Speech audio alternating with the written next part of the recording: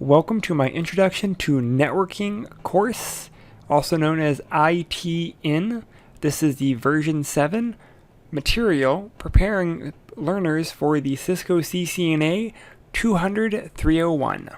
Cisco curriculum, everything is owned and copyrighted by them. Things to use and consume more data. We have this concept called BYOD, bring your own device. If I have a tablet at home that's more powerful than my work computer, wouldn't it be more productive if I could bring my own personal device in and use it to connect to corporate resources so that I can be more productive? Sure, that's what BYOD really is. Online collaboration. No longer am I tied to what's around me. I can now collaborate with teams globally.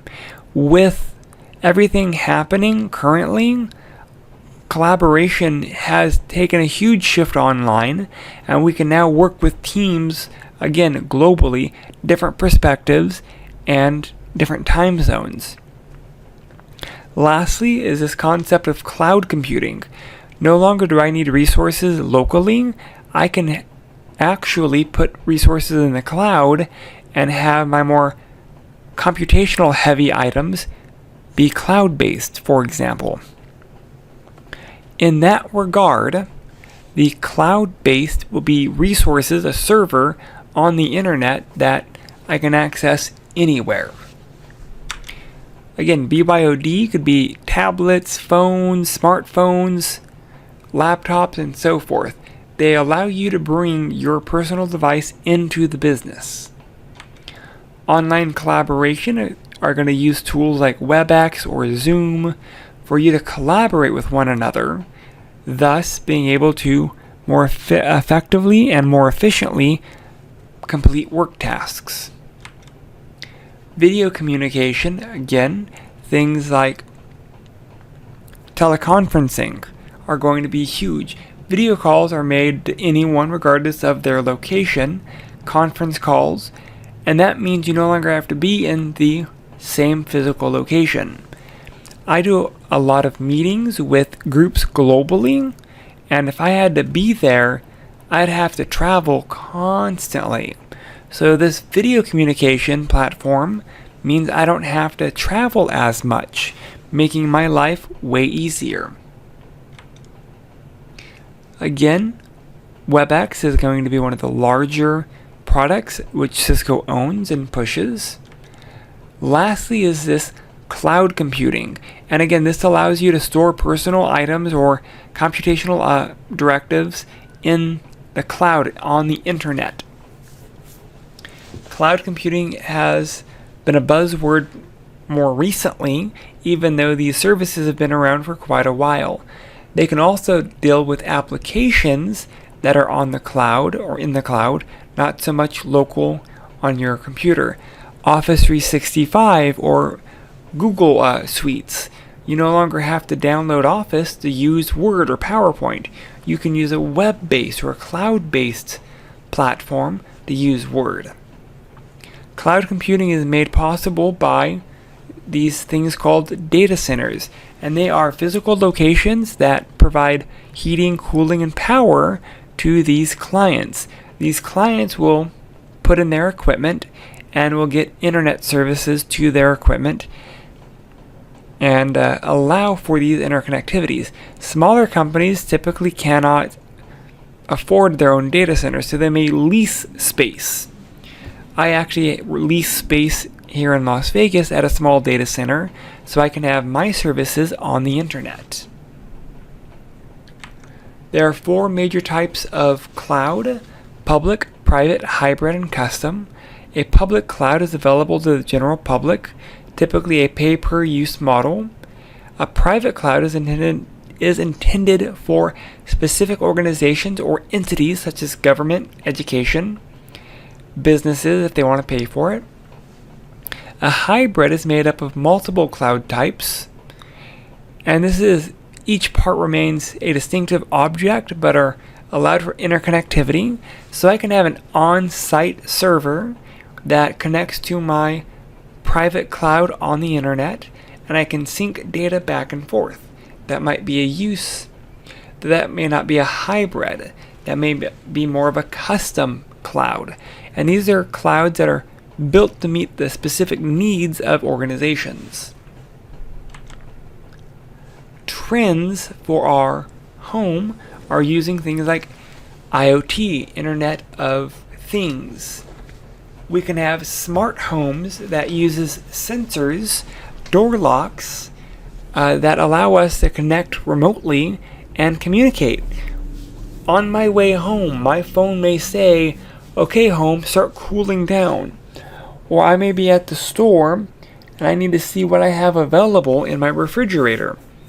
These are smart appliances, and these are becoming more prevalent in the home.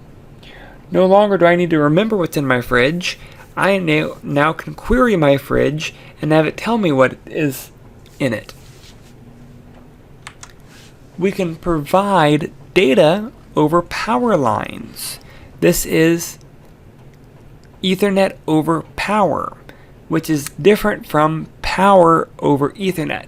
Here we have Ethernet going over power lines. These are called EOP adapters. Other forms of networking trends are these wireless broadband, cellular broadband. This is providing wireless in other areas. Wireless broadband could also be what's known as WiMAX. The old analog TV actually took over the signaling towers, and that became our WiMAX.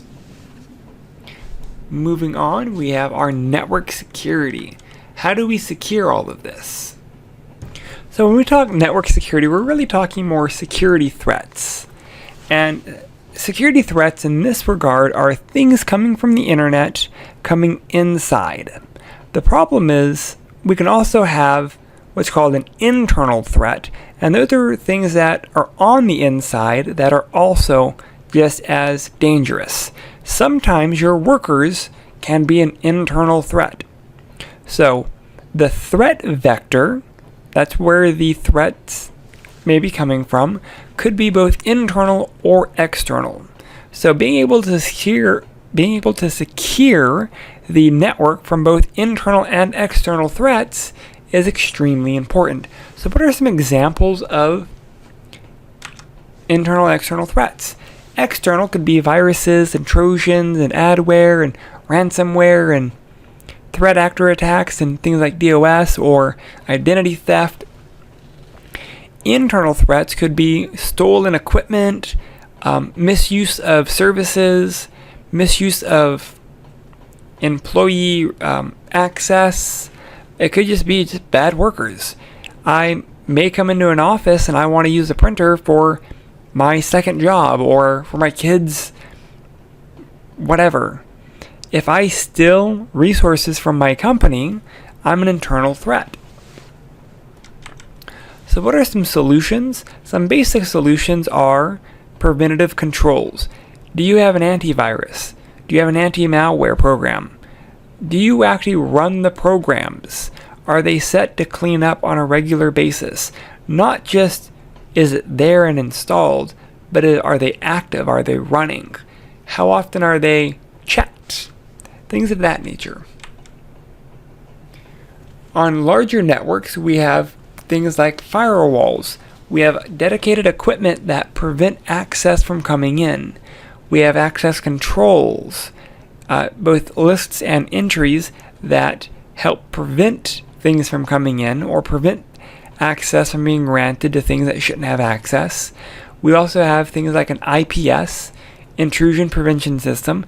They look at what should be happening and what is happening and alert based off of those conditions. If we are working remotely, we can extend our connectivity through the internet using a virtual private network or VPN. And so as we dive deeper into our course material, we're going to look at security more in depth. Our last module is more about the IT professional. And that is really outlining the Cisco certifications. This course helps prepare you for the Cisco CCNA, which focuses on more routing and switching, IP Foundation security topics, and now it also wants you to look a little bit into wireless virtualization, automation, and network programmability. This is the new generation of Cisco Certified Network Associate. So networking jobs. Are there jobs out there? There are lots of networking jobs out there. It's just a matter of understanding how to look for them. You can go to NetAcad to find employment. You can Google networking plus employment, networking plus job, and you can find them. The CCNA does put you above most other individuals if you complete it and you've done the labs. The CCNA is made to be more applied, assuming you've done the labs. And that is it for this lecture. If you have any questions or concerns, please reach out. Thank you.